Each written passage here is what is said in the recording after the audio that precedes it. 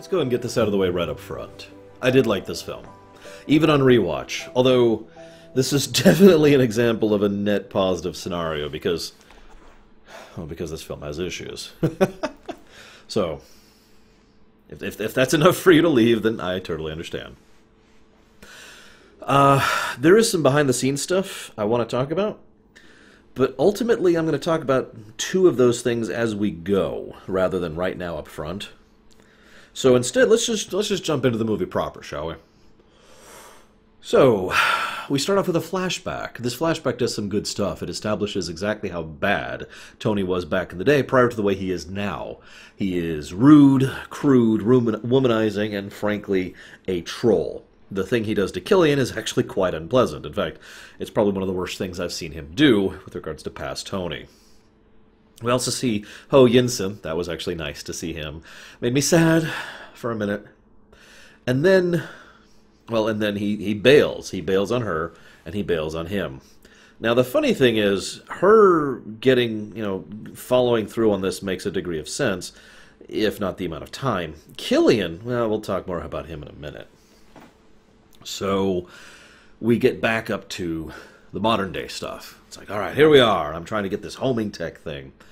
Now, the first thing I want to say about that is that actually makes a decent amount of sense to me, having this kind of homing in on me tech. It's actually funny because he basically abandons this after this in favor of other kinds of tech, the remote control tech, as well as the nanosuit tech. I just want to bring this up in brief, though. There's a couple of times where I'm going to try not to spoil other movies, but things will occur to me Spider-Man Homecoming and Infinity War with regards to this film. So, anyways, so then we see Ben Kingsley, who is playing the Mandarin.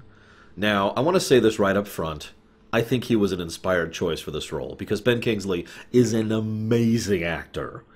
I've spoken of many different types of actors over the years, but in my personal opinion, the actor that is at the top of the list is the one who is really, really good in a wide range. Some people are very good actors at specific types of roles, but they can't really go outside of that bracket, at least not well. Kingsley and other truly amazing actors are the ones who could play whatever.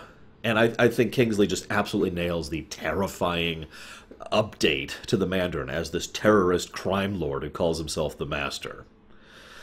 I also want to say, I do like the look of the Iron Patriot. It's actually almost a shame they got rid of it, especially considering what happens with the Accords in, I guess that'd be Civil War, which would be Phase 3, wouldn't it? So we'll not be covering that, in this block. But, the Iron Patriot's cool. I'm with it. I do like Tony and his ability. So this Tony, the Tony who's grown, the Tony who's been through all the stuff we've seen in the previous two films and in Avengers, is definitely someone who gives a damn. I mean, he flat out comes out to Rhodey and like, look, I want to help. I want to take care of this situation. I want to break this down. Please, please help me. Help you. Help me. What can I do to stop this guy? And the best part is, Rhodey's response is nonsensical to me. Rhodey effectively says, this is a military thing, not a superhero thing. You're a superhero, go deal with superhero problems. I don't think I agree with that. Now, I do agree with that to an extent. In fact, I think actually that division between the kind of stuff that, normal, it's such a weird word, normal people deal with and the division of kind of stuff that the superheroes deal with, I think that division should exist. Not just in terms of storytelling, but from a legal, governmental kind of perspective. This is, of course, well before the Accords become a thing, but you get the point. But I think that as of the point where the movie starts, the Mandarin, as they know him, has shifted forward enough to be something that, I mean, come on, get Tony involved. Especially since he's volunteering. If nothing else, you don't need the Iron Man suit. Stark has access to tons of tech, and, lest we forget, got a nice peek at S.H.I.E.L.D.'s data and systems back during the Avengers. You remember that, right? This brings me to, and I'm going to mention this here, even though it really occurs to me later more, what is actually probably one of the biggest flaws of this film to my mind, and I know that's going to sound weird. Where the hell is S.H.I.E.L.D.? I could kind of excuse the other Avengers not being here. That makes a degree of sense. This isn't really that huge scale of a problem.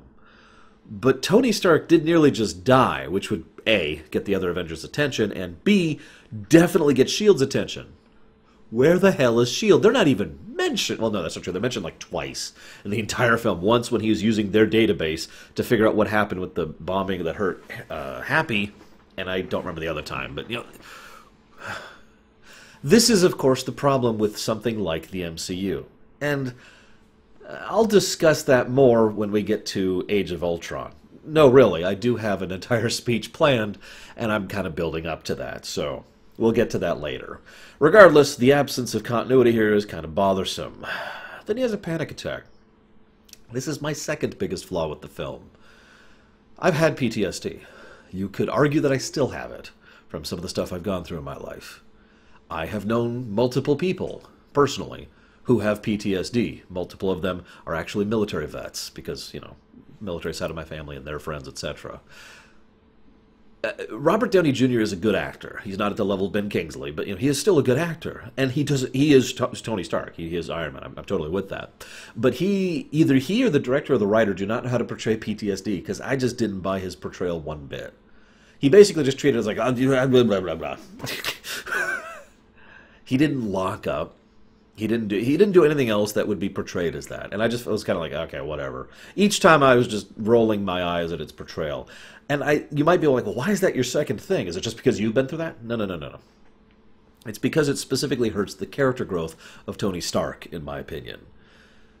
Now, I'll talk more about this later, because this comes up later. But I feel like that, considering this entire movie is about the story arc he's been on since Iron Man 1... Iron Man 1, Avengers, and Iron Man 3 do form a cohesive trilogy for the character arc of Tony Stark. A character arc that actually continues into Ultron, Civil War, and Infinity War, actually, and you know, possibly into... Okay, spoiler alert, I have not actually seen Avengers 5 or 6 or whatever, Infinity War 2, Endgame. I haven't seen that yet, because it's not out yet when I'm recording this. Give you an idea how far in advance I'm recording these. So I can't speak with that in mind because it doesn't exist yet. Point being, Tony Stark's character arc is hindered, in my opinion, by the fact that he's portrayed in what I can only call a Hollywood fashion. That's all I wanted to say about that. So Happy is running around pestering people. Complaints have gone up 300%. Oh my gosh. And he's just pissing off the interns, and holy crap. Badge, people, come on, you badge. Now, I get the fact that this scene is being portrayed for laughs. Like, he's so uptight and super tight about security. No, I'm with Happy on this. Completely 100%. I want to make that very clear. He might be being a little bit of a dick about it, so I guess that's like 99% with him. But, I mean, I have worked places in real life where I needed my badge on me at all times. Not just for sight or for people to see me, but to get through doors because they're electronically locked to these badges. And that's just at a data center. Never mind or at a graphics an engineering firm. Sorry, I was a graphics, I had an engineering firm. So there's no, like, the very thought of something that's like Stark Industries having that kind of basic requirement is like, yeah, obviously your security is extremely lax. But there's another thought I had when they were going through these scenes. He mentions that... How do I phrase this? He mentions that he liked it better back in the old days, back when it was just, you know, women and the occasional bomb threat or whatever, and nothing was big, and now you're off with the super friends or whatever, right? And yet, by all portrayals in this movie... Well, okay, now I gotta bring up Spider-Man, but by his portrayal in this film and a couple other films, Happy seems more happy in a situation in which he is dealing with a higher tier of security threat. Like I just mentioned, the whole badges thing. He's kind of irritating in an everyday sort of a way, but when you get to real threats, he's useful. He does actually provide a critical clue and key link to the mystery in this episode. He is basically how Stark is able to connect the whole Mandarin to Killian thing. Figure out what's going on with the bombs, and that they're not bombs, right? And all of that is because Happy decided to look up on something that he just had a hunch on, really. And that's kind of how I like Happy.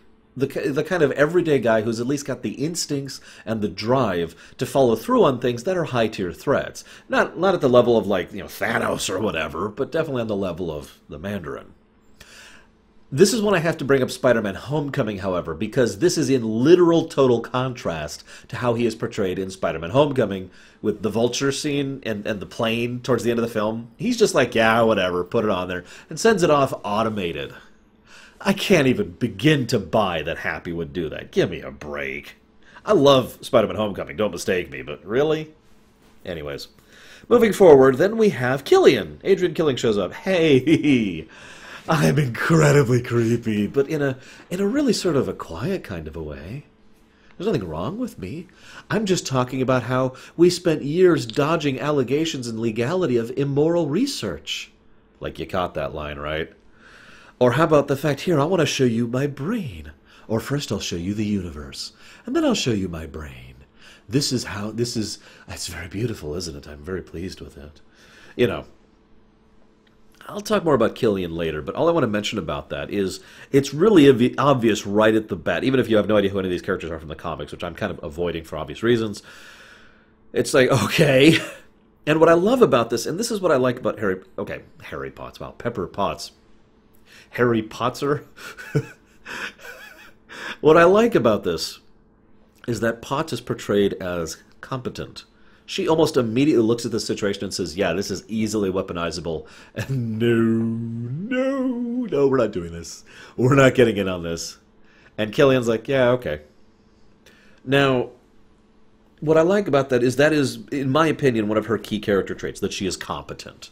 That she is capable of seeing through the bullcrap. Lord knows she's had years of practice.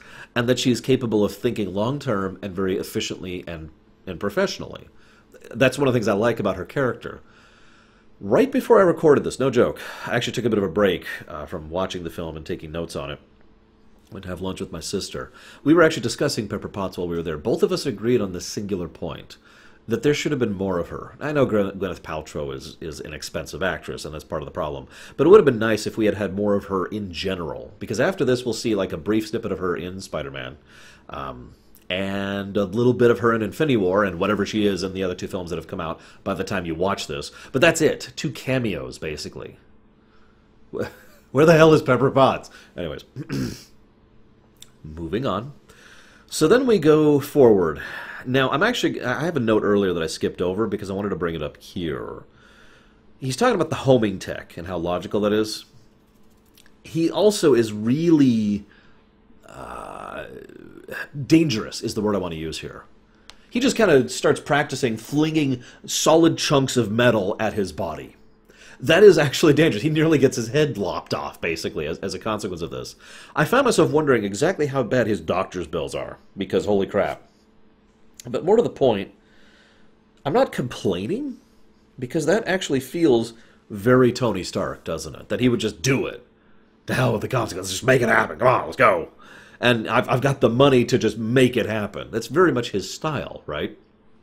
So that makes sense to me. But that, of course, leads me to commenting on another thing. I'm actually skipping ahead a bit, but the scene where he calls in, while he is asleep, he accidentally calls in the Mark 42, which nearly attacks Pepper in her sleep. Now, that was actually a pretty good scene of the PTSD thing. Him, as he wakes up, completely disoriented, freaking out, and her just piecing out. I'm with that. And the fact that he could summon that makes sense. But my point is that is, again, a very Tony Stark thing. Very dangerous. It's just that danger is now to her, not to him. And it's probably part of why that bothers him so much more. Immediately prior to that, though, we've got a nice long scene between the two of them where he is controlling the bot while he is doing other things. First of all, I just got to say, either there's some degree of automation there, or that's Jarvis doing it, or he has got an incredible amount of control for how he's doing it. Now, I've always mentally assumed that he's not literally controlling 2 bodies at once, because generally the human brain just can't do that. And I know Stark technically has the brain cancer throughout all his bones. Let's just ignore that for a moment. Point being, I like to think that Jarvis was the one basically moving the suit, since Jarvis is Iron Man, as we all know. And Tony was the one just talking through it while he exercised and tried to figure stuff out. She's pretty pissed at him, understandably. But what he says is probably the best character speech he gives in the entire film, in my opinion. It's in my opinion, the best character moment in the entire film. He just is so natural and honest about it. It's like, look, you go to bed, I come down here and tinker. I can't sleep. I haven't had a good night's sleep in weeks. I can't get past New York. I can't do that. And he just talks about how he's got to. There's all this power that I don't have in order to protect the only thing I want, and the only reason I haven't completely dissolved into insanity is because you're here. It is a wonderfully human, wonderfully natural, wonderfully amazing sequence, and I really, really like the way he portrays that a lot. So the next scene we see is actually extremely interesting and something that I feel is one of the critical components of the story, the plot structure of the entire film. One of the next things we see is Happy chasing after a random military guy. The first thing we see is his dog tags. Military. Boom. Okay. And we see creepy bald guy, who Happy has been following, interacting with him and saying, "Can you regulate?" "Yeah, I can regulate." Okay. And then Happy is trying to figure out what's going on, steals one of the drug things, gets into an altercation with bald guy. I know what you're saying. What's his name? You know, I don't think they ever say his name in the entire film, so I'm going to keep calling him Bald Evil Guy. You know what I mean. So he has a fight with Bald Evil Guy, and Bald Evil Guy just goes, "Pwah," and sends him flying, right? Having reanalyzed the situation, I'm pretty sure that Bald Evil Guy just saved his life, because he was then put far enough away from the blast to not be atomized and merely be severely damaged to the point where he might not recover. I just felt like pointing that out because I don't think I ever noticed that before. The interesting thing about that scene, though, I have an itch on my elbow. This is the weirdest thing. The thing I noticed about that scene, though, is, and this is why this is such an important scene, the mystery is given away right there to you, to me, the audience. As of that moment, we now know the totality of what's going on. Think about it for a moment. Adrian Killian talks about Extremis. We heard earlier Maya talking about Extremis in the flashback. Adrian Killian says this is about altering the human body, moving us to the next step of evolution, engineering the mind and body and whatever, etc., right? Then we see a military guy who receives this drug, which makes him go boom at the behest of Bald Guy. Then immediately after that, there's another video from the Mandarin saying, "I blew up this place." All the mystery, you see what we'll get there, but basically all the mysteries are given away within those four quick scenes.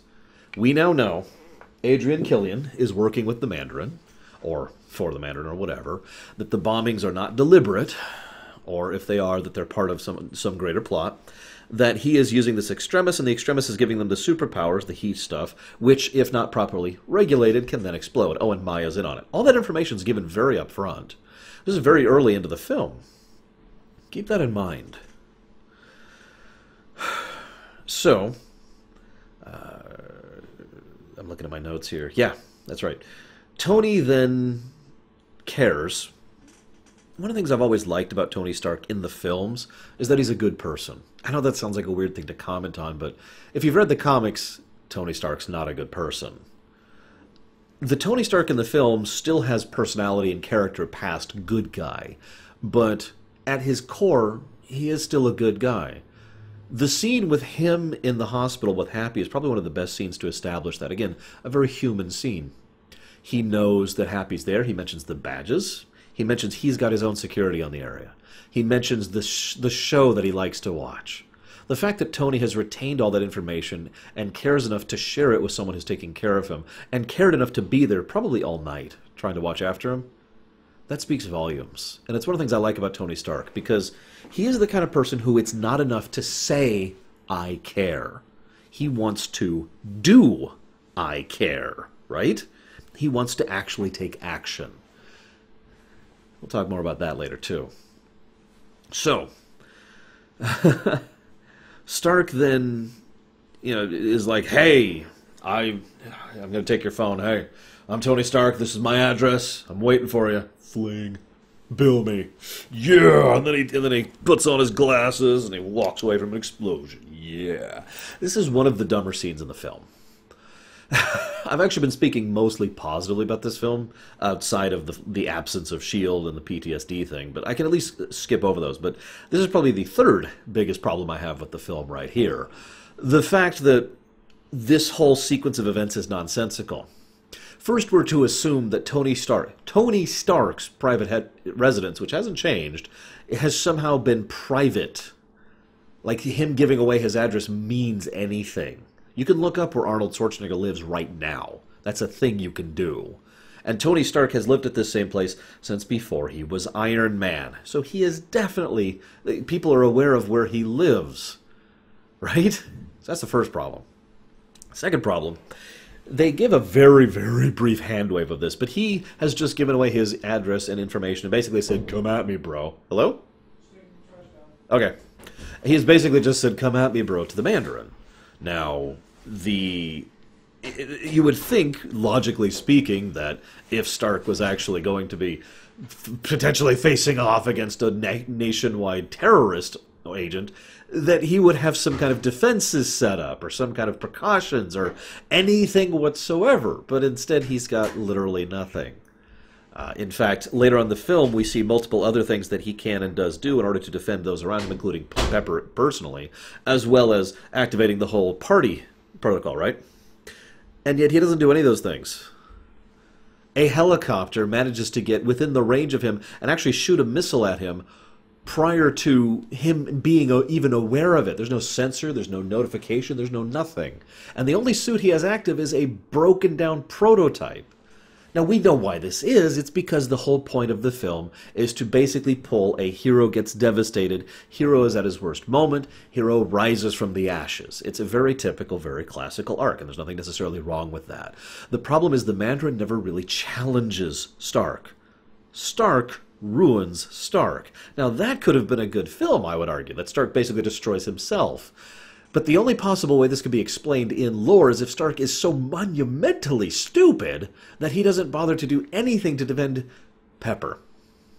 And I'm bringing that point up very specifically because his focus on defending and taking care of her is a huge part of his character and something that he would never stumble on.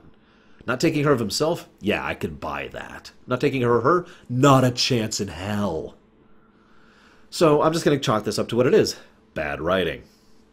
So this plot hole happens. Whatever. And then, I'm skipping ahead a little bit. There's a bit where he says, okay, I want all the FBI, CIA, and S.H.I.E.L.D. notes on the Mandarin. He starts going through it all. One of the things I do like about that scene, and it's a very subtle point, I bet most people didn't even notice it, is he comments on how the guy is basically portraying a lot of pageantry. And I like that, because he immediately notices and dissects the fact that everything he's doing is a show. It is a show. He's just assuming it's a show for a terrorist, which I guess it is, but you get my point. Anyways, there's a really funny scene where Maya shows up, and he says, you're not the Mandarin. Are you the Mandarin? Are you? So, Maya was originally the Mandarin in the original script, and at a certain point in time, they decided to change that because women's toys don't sell well. There's some debate as to the validity of that statement and how true that is, but regardless, for whatever reason, Maya was changed from being the main villain to being a surprisingly significant character of this story who just then dies out of nowhere. Let me go ahead and say that I do think that was a mistake, for reasons I will discuss later. Regardless. So, what happens next is the missile attack. What I like about that scene is that what Stark does is extremely Stark, which also gets across the point of the plot hole I mentioned earlier. He actually has programmed the suit to go onto Pepper, to defend her. That makes total sense. The fact that he would pre-program that to be able to scan onto her and fix onto her or whatever. I don't know where she's getting the homing pieces in order to have it home in on her, but we'll ignore that little plot hole for the moment. I guess that's a nitpick more than a plot hole, but either way. The idea that he would build a suit whose only purpose is to be able to remotely deploy and then immediately think to put it on her before anyone else, including himself, that's extremely Tony Stark. It is, of course, a prototype and barely functions. This is also kind of ridiculous in its own right because, again, it's so that he loses. So he loses. Woo! There's a scene that when I was seeing this in the theater caused me issues. It's the scene where Stark is being dragged under by the cable.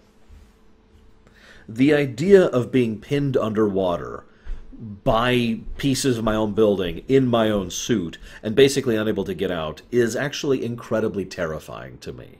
And that got to me. I could picture myself being in his situation there. Of course, Jarvis had his back. Jarvis pulls the arm off. Take a deep breath, sir. Pulls it back, drags him out, saves him. And then they go off flying for some reason. That's never adequately explained, by the way. Why they just kind of zoom off and do their own thing. Would this be a good time to question where Jarvis is? I mean, Jarvis is software, right? But where's he running from? Or are there multiple Jarvises, which is also entirely possible. I mean, I have multiple copies of Notepad, right?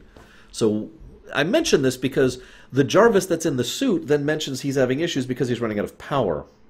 Isn't Jarvis still integrated with the house? Is there a proximity thing? Is there a coarse area where he is? Is he basically in the cloud? If he's in the cloud, he would rely on... You know what? We're probably nitpicking too much. Let's move on. This is where I mentioned in my notes the post-Avengers problem. See, here's the thing. And I will talk about more about this when we get to Avengers Age of Ultron. But this is really the problem when you have this kind of connected universe. It's the same problem I had with the Aquaman film that came out about a year ago at this point. Your point, not mine. My point, it came out a couple months ago. The Aquaman film was like, oh my god, the entirety of all the Earth's coasts are being devastated by water. Okay, where's Batman? Or Superman? Or Wonder Woman? Or Cyber... You get the problem. When you have a interconnected universe like that, and you want to do movies about an individual in that interconnected universe, you kind of have to acknowledge the others. And that's a huge hassle. Because actors are expensive, especially on big-budget projects like those. So dropping the money to Henry Cavill involved is just not feasible. There's a logic to that. And this is the same problem here. They can't just have Chris Evans show up for a cameo, right? Even though he does in Thor 2. My point is, when you're having some kind of problem like this, the other characters should be involved. And we all just kind of accept that they aren't because, A, this whole interconnected movie thing is still relatively new. 11 years old, excuse me, as of this point in time. And B, well, feasibility? It's just aggravating to see how little the S.H.I.E.L.D. or the Avengers or anything else matters when it comes to the events of this film. But don't worry, that's going to get much more egregious over the next several films. So, I'm looking at my notes here, sorry. There's a really good scene. I'm kind of skipping forward in scenes because a bunch happens that I don't have much to comment on. He meets the kid. He immediately deduces that the kid has a bully. He immediately deduces that the kid is an engineer, which he totally is. One of the things I like at the ending is that he basically gives the kid a fully decked out engineering workshop. That's actually kind of awesome, because he correctly identified that that's the kind of thing the kid would really love, and he gave him what someone like that needs. As I've said many, many, many times, if you're going to have a passion or a hobby or something you want to pursue as a career, the most important thing you need is the financial capacity to actually do so. It doesn't matter how much you care about or how much you practice at, such and such. If you don't have the tools or the money or the resources, it doesn't matter. You're locked out, right? So the idea of Stark being able to give this kid those tools, that's kind of awesome. I just wanted to comment on that really quick. So he identifies this with the kid, and the kid is not bad. I've seen worse child actors and worse child roles. There's actually a really good bit, though, where he says, he's trying to talk about the aliens, right, the Chitauri. And he says this line, are they coming back? And up until that point, every question he's asked of Stark has been, no, no, no. When he asks that question, Stark says, maybe. That's part of that character arc I referenced earlier that goes forward several films from now. And that is indeed part of the character arc that goes at least forward into Infinity War. The idea that someday the aliens will come back. They were already so big we could barely deal with them with a full team of superheroes. And that was like a small scout force, What's going to happen when they come back for real? So that nightmare is going to be a prevalent part of Tony Stark's character arc, and I just wanted to point it out since I wanted it to be in your mind, since it will come up at least once more, possibly twice more, in the upcoming films. So, There's a really, really good scene where the lady is pretending to be Homeland Security, and she comes in and tries to arrest Stark. Now the sheriff's there, in the bar. I'm sorry, I've been to Chattanooga. It doesn't look anything like this, but I do like this little tidbit here. Or this wasn't Chattanooga. This is someplace else, wasn't it? Anyways, point being, I like this because this is actually surprisingly realistic. Because she says, "I'm Homeland Security. We good?" And his response is, "No. As a law enforcement officer, I'm going to need more details, ma'am." And that's exactly what he should say. And I like that. Any good cop, any good sheriff will not just accept a badge being waved in their face. They're going to need some frickin' info. So you want to go back, you want to call this one in, sure, and then I'll cooperate with you. But right now, you're just some chick waving a badge at me, and you're trying to manhandle someone in this bar. That ain't cool. I like that. And I just wanted to give credit where credit was due on that one.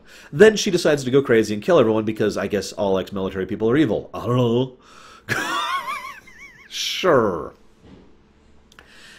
There's actually a nice bit where the guy almost shoots her in the back, and he has to cock the gun right when he's right behind her. It's the only reason she catches it. I wonder if she would have survived that, because we see there's a different level of, for lack of a better way to put it, mastery over their extremis, which allows them to endure different types of things. Like Bald Evil Guy endures quite a bit in this very thing. She, however, does not come back from the explosion in the kitchen, which, by the way, if you ever wanted to know why I like this portrayal of Tony Stark in a nutshell, it's the fact that while handcuffed, he defeated an extremis agent by using his knowledge and the things around him. Because that is Tony Stark. We'll talk more about that in a bit, too.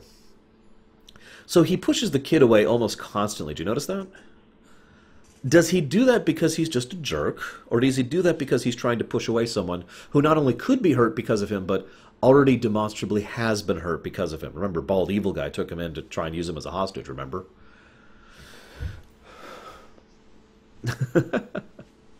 So there's a bit where the Mandarin manages to take over the entire television airwaves, which is actually so stupid. Let's just move on past that. I do wonder what their explanation is for how Killian has the ability to take over the entire broadcast of the world, but whatever. And there's this bit where, the Mandarin, Kingsley is so good here. He really is. I'm going to shoot this man in 30 seconds, unless you call me. Go. And he's so blunt about it. The moment I saw that scene, I knew he was going to shoot him. And I remember thinking that in the theater. I remember being there like, oh, God, no. And I was sitting next to my sister, and she's just like, what? And I'm doing this. And she looks over and she's like, no. Because she then realizes what I'm explaining or not saying. And she's like, no. And then a lot of people in the theater, physical jerk when that happened. It was just, holy crap. Just one more lesson. Nothing's going to stop me. You'll never see me coming.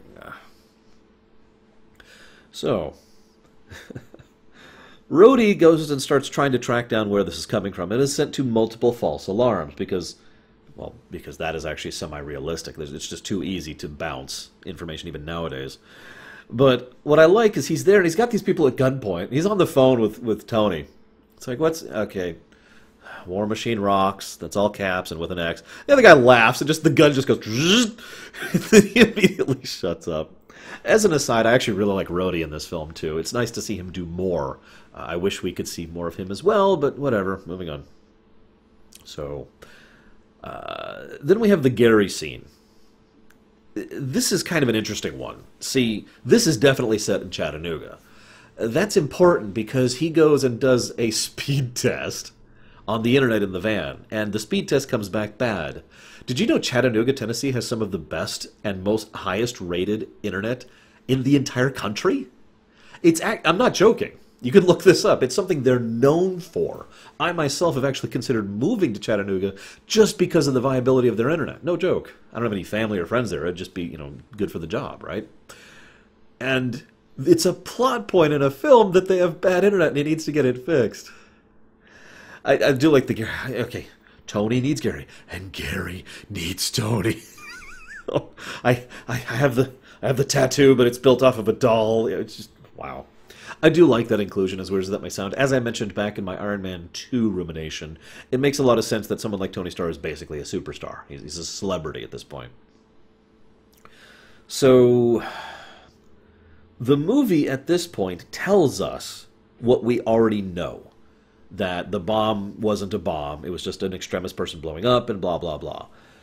Then Rhodey is trying to figure out what's going on, oh god, and he gets to a point where he is actually attacked by an extremist woman who disables his suit.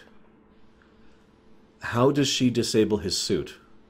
She shakes his hand and then tries to melt it a little bit with some extremist heat. I watched this scene twice. To my knowledge, they never explain how they just managed to disable the Iron Patriot. It actually aggravates the crap out of me, because the way the Iron Patriot acts is actually very inconsistent in the entire film, because she just disables it, and then it doesn't work for him, and then he evacuates it, and then they take it over and have perfect control of it, even when someone else is inside of it, but then the President has no control of it, but then Rhodey gets control of it when he gets it back. It's very inconsistent. The only part of that makes any sense is the last part, because it would make sense that the Iron Patriot is coded to Rhodey, that it specifically responds to him. Remember, that was a plot point in Iron Man 2, that the suit that Rhodey got into has tons and tons of security checks that won't allow just anybody to walk in and use it. This is also explained earlier in this film, when Tony Stark feels comfortable enough to leave his armor open and out in the street like he's parked it as a car, because no one else can get in it and use it. All of that makes sense, so why is it that they then have the ability to disable it and control it remotely? Anyways, so then there's a scene which I really, really like. It's actually probably my favorite scene in the film, second favorite scene in the film. The kid's like, "You're a mechanic, right? So build something." This is probably what I consider to be the most complex, well-written point that the story of this film, the theme of this film has. It's the idea that what you do doesn't matter as much as what, how, why, when. In other words, that life is simply more complicated than a single bullet point. There is nothing wrong with Tony Stark slipping away to the mechanic shop and building stuff. The problem was he was doing that specifically to try and avoid everything he'd been dealing with, or rather, hadn't been dealing with. The problem was how reckless he was being. The problem was how many issues he was pushing through. The problem was he was using it as an escape, not a solution. This moment, when he realizes, I'm a mechanic, I just need to build something, is when he starts to realize that he can then use his talents and skill and money in order to do. And thus he starts getting better from that point on with regards to his PTSD. And I will admit, speaking personally, that kind of thing does help. Having an actual factual way to deal with the problem that causes your PTSD is definitely a help. So he goes to a local tool shop, buys a bunch of stuff, and invades the mansion. And it's an awesome, awesome scene. I love it. I'm sorry to gush. I just love it. He just goes through. He's so efficient and quick and almost casual about it. Because, I mean, the man has been training for some time as far as superhero-ness, so this isn't exactly a new thing. So this also, if I may talk about Tony Stark for a little bit, this also kind of goes into the real thing he is having PTSD about. I mean, fighting aliens and going to wormholes and nearly dying in space, yeah, that's a big deal. The real problem was the helplessness. There is truly very little in real life that is more horrifying or more difficult to grasp than being incapable of helping those you love. It is a true form of suffering that really that word does not get across exactly how terrifying that kind of circumstance is. That is the problem Tony Stark has. They barely, by the skin of their teeth, managed the New York scenario. And that's the problem. As I mentioned earlier, they're coming back. There's going to be more. We need to be even more prepared than we already are to deal with this. That is what really is bothering Stark, and what will lead to his issues in Ultron as well as Civil War, which I don't think we're covering for this block. I think that's Phase 3. Anywho, so after this really awesome scene, we hit the 1 hour, 15 minute, and 9 second mark, and it's not the Mandarin! Okay, we're finally going to talk about this. I've been kind of avoiding this the whole film, because I wanted to talk about this here. Most of you watching me probably know about Mass Effect 3, especially if you watch this far. You know about Mass Effect 3. And Lord knows I can never seem to get away from Mass Effect 3. But here we are again. The reason I bring it up in relation to this film is if you sit down and talk about anybody, even someone who is a video game person who enjoys the Mass Effect series, if you bring up Mass Effect 3, probably the first thing that's going to come up is the ending. And it'll be one of the most things discussed, and for obvious reasons. But it was difficult for a very long time to find a discussion about Mass Effect 3, which there's a lot more to discuss there, good and bad, regardless of the ending. Then we have Iron Man 3, and you could probably already see the parallel I'm pulling here, because it was very difficult for a long time to find anyone willing to discuss this film without just immediately bringing up the Mandarin thing. Like every comedy site, every analysis site, every comic book site, just everyone was doing the exact same thing. Oh my god, the Mandarin twist.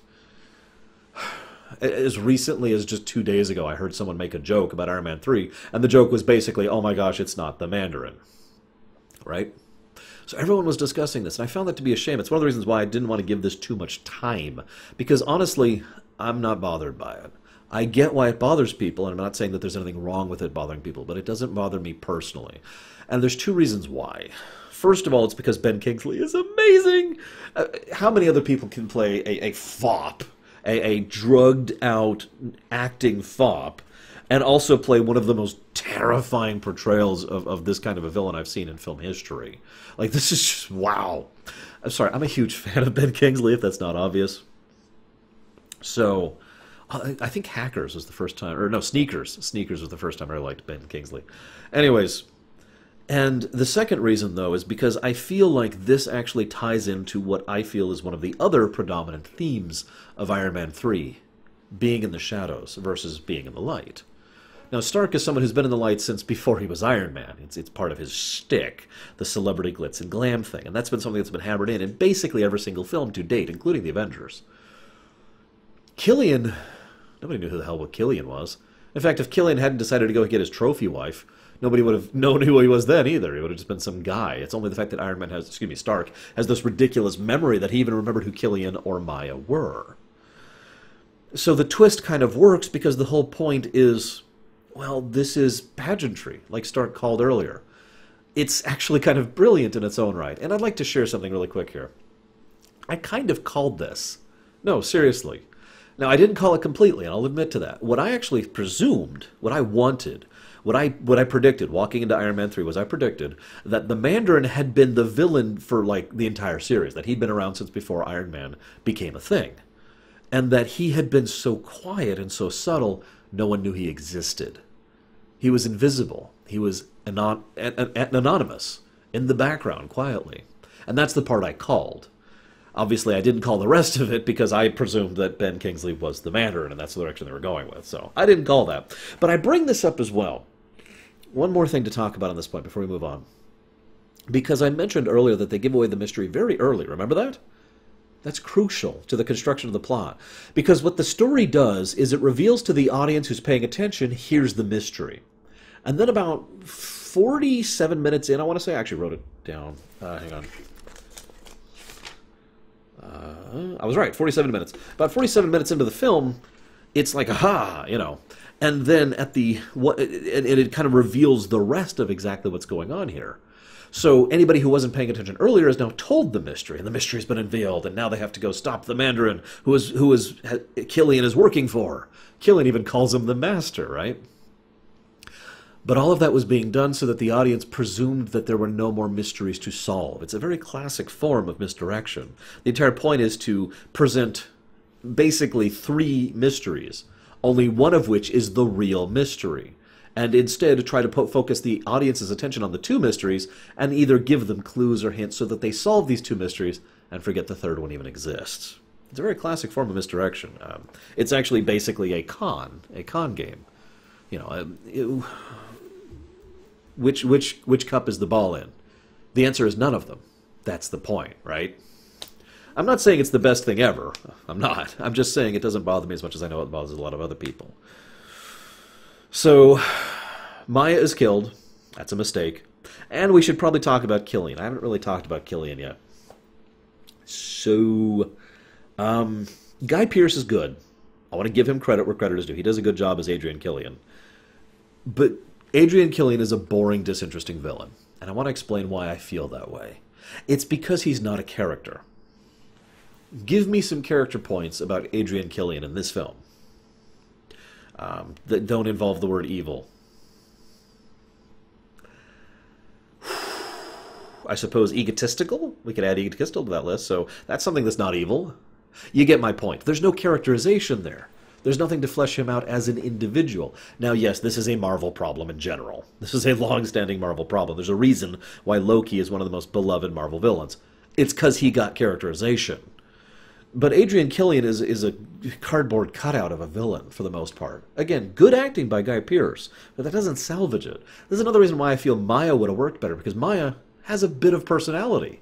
She has the whole I'm trying to do right thing. She has the this is for the betterment of this thing, and you have this thing half figured out. Not gonna she has the fixation on Stark, which Killian lacks. She has the actual good intentions, which Killian lacks. And she has a bit more charisma as a character, which Killian lacks. Killian instead comes across as someone who is sociopathically disconnected. And that's it. The audience also does three things in short succession, and this is basically a form of narrative cheating. It's when a narrative does something to try and make a character hated by the audience. So he kills Maya. He kills his own person. He acts incredibly casual about just about everything that he's doing. He even monologues one of his own allies, for God's sakes. And then he tells Pepper Potts that she is going to be his trophy wife. So he is sadistic, evil, and a chauvinist pig. You get the point. All three of these things are done pretty much back to back to back, too, in order to make sure that the audience hates him, and for no other reason. There's no characterization there, if you follow me. And this is why I brought up the Maya thing earlier. I think if they'd gone forward, if she had been the Mandarin, if he was someone working with them and had Extremis working, I think that would have worked better if she was actually the big reveal. That reminds me of another thing, though. One of the things the film just kind of accepts is the fact that Killian just sort of is better with his Extremis than anyone else is. He has far more control over it. He never overheats or overloads. He is constantly regulated properly. He can breathe fire. You know, whatever. Moving on. So, then Rhodey is basically taken out of the battle. Okay, that kind of sucks. I made a note here that I wish Rhodey was more effective. Which is funny because almost immediately after that is a scene where he and Stark infiltrate the shipyard. And Rhodey's actually really, really awesome in that scene. That was great. I just want to say that. That was great, seeing Rhodey. You shot the glass. I can't shoot the bulb. Nobody can shoot the bulb. Immediately shoots the bulb. I'm sorry. Rhodey was great there. Moving on. So, I'm looking at my notes here.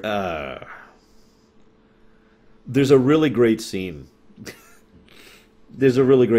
So Stark, go up, go. You know, the chute finally collapses on him. What is the range on that remote call thing, by the way? 800 something miles, something like that. Is he seriously calling that thing from like that far away? Whatever. Again, I'm just letting it go. Whatever. But no, the great thing about that scene isn't how he beats the crap out of those people with basically 2 pieces of the Iron Man suit, although that is also cool. No, the best part is when he goes to the final guy and the guy's like, you know, I don't even like working through these people. They're just so weird. That was good. I liked that. Anyways. So then he and Rhodey go off. And it's like, hey, you know, we have to solve the president.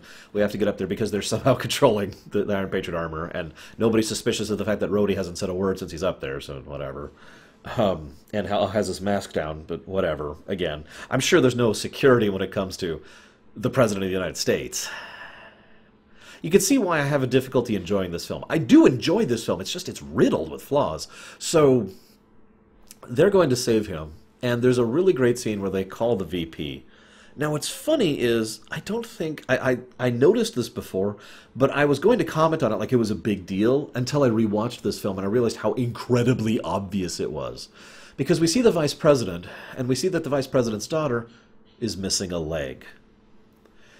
That's actually admittedly good. that is legitimately good, because it shows, with that simple visual cue, it shows us the link between the Vice President and Killian and the AIM group. Because, duh, the Vice President was trying to find some way to fix his daughter's leg, and Extremis would be the solution, assuming it was properly fixed, right? I'm with that. That's cool. It also gives the Vice President motive other than, I want power, and I like that too. It's actually implied that the VP, for all of his corruption, and he is an evil person, of course. I mean, it's Miguel Fuhrer, of course he's evil. It's implied that he is more like, I'm willing to do this because you'll fix my daughter, rather than, you'll help me and I'll take over the country. And I do like that differing perspective. Now, then we have the skydiving scene. I have only one note on the skydiving scene in my notes here, and it's just the word yes in all caps. I love that scene. This is, I guess, my third now favorite scene in the entire film, for two reasons. First and foremost, it's really cool, and they actually did. You can tell. You can tell it's not CGI or whatever, because they actually went out there with actual skydiving professionals and actually got a camera and actually filmed it, and it's awesome. They didn't film the whole thing, of course, but, a decent chunk of it. But no, in addition to that awesomeness, which is very awesome, you know what makes it more awesome?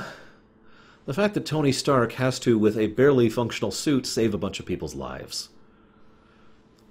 Any hero can punch a bad guy. A real hero can save the innocent. That is always a more difficult task. That is always going to be more of a problem and more of a hassle. And it's going to be harder to pull off properly. Because with a villain, you just have to worry about how hard you're hitting them and making sure you're hitting them in the right spot. But saving those people, that was difficult. That required skill and precision and execution. And he managed all of those. That's awesome. And that's Tony Stark right there, in my honest opinion. In fact, you'll notice all three of my favorite scenes in this film are all Tony Stark, character moments. The moment of him opening up DuPont's, the moment of him taking on the mansion with the gear, and the moment of him saving everyone with the suit. The scene is then ruined by the truck that runs into the Iron Man suit. How did he not see that coming? Whatever, let's just move on from that. So,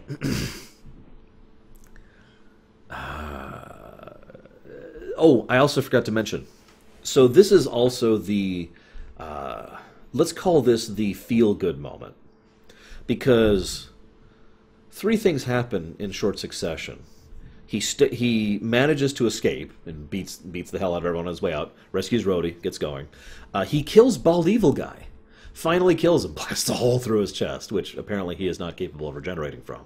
If he was, the airplane explosion probably finished it. So Bald Evil Guy's finally dead. Yay. He did a good job, the actor.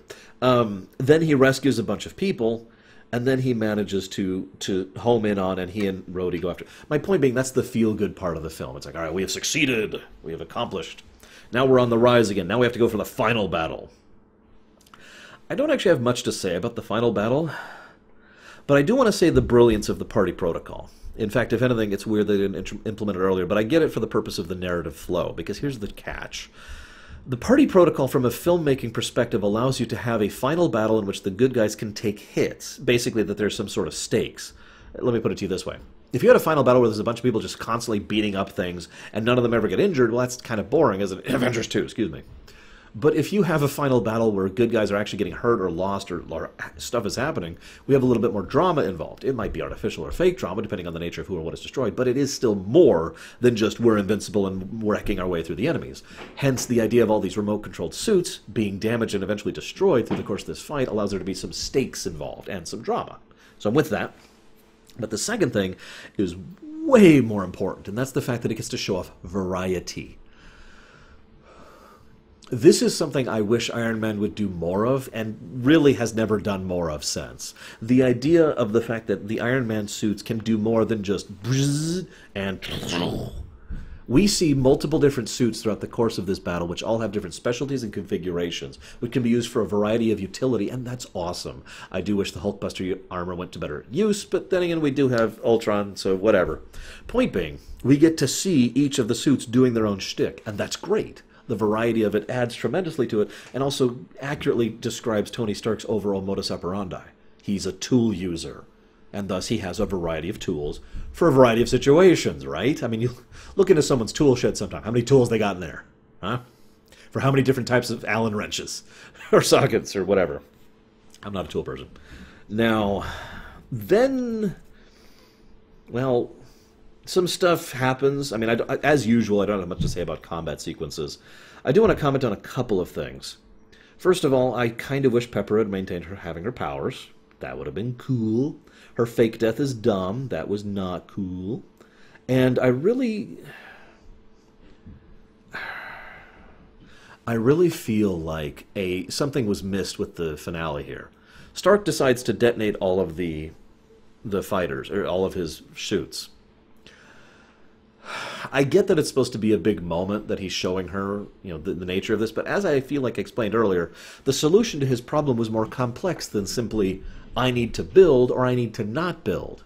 It was a more nuanced situation than that. And this kind of spits in the face of that by showing us that he is now choosing not to build to be with her, that I am Iron Man without the suit. Now, there's a degree of sense to that, but there already was that. Again, remember, immediately after he came to that realization of the complexity of the situation, he then went and infiltrated a place without a suit, because he didn't need the suit. He had what he needed, resources and the brain, right? That's Tony Stark. He's got the Batman thing going on, right? So I feel like it's an unnecessary gesture that's just kind of wasteful, honestly. And, well, also made even worse by the fact that he then just makes more suits in everything he's in from this point onward. Suits, plural, by the way.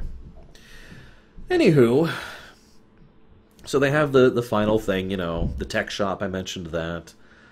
He goes back and he saves the bots. That's awesome. I felt so bad. The bots, no. The dummy, the hat, no.